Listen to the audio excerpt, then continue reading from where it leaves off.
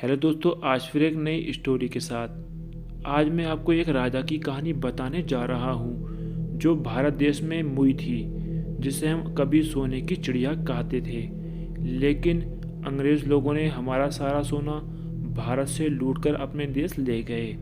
लेकिन अभी भी भारत के कई हिस्सों में प्राचीन समय का बहुत सा खजाना गड़ा हुआ है, जिसे चोरी हो जाने के डर से ज़मीन में गाड़ देते थे और उनकी मौत के बाद वो सोना चांदी कहीं धरती के गर्भ से गड़ा हुआ रहता था।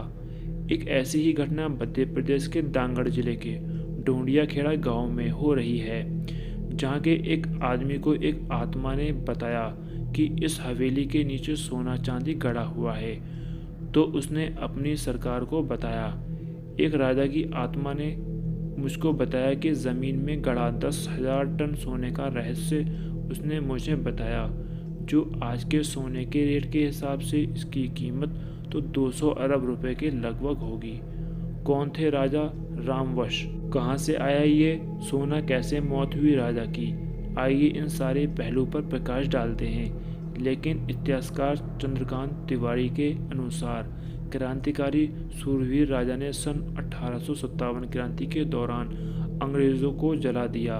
वो कौन थे और कब से वो इस किले में रह रहे थे, ये किसी को यहाँ के इतिहासकारों की माने तो रोजाना 4 जून मार्च 1856 के 10 की करने के बाद ही दिलेश्वर मंदिर में छिपे 12 लोगों के अनुसार राजा ला दिया था। पूजा करने के जनरल अपने गले में भी मौजूद थे। कहा जाता है कि राजा चंडिका देवी के वजह है कि अंग्रेजों को जिंदा जलाने की सजा के रूप में फांसी की सजा सुनाई गई और उनको फांसी पर लटकाया गया, तो उन्हें कुछ नहीं हुआ।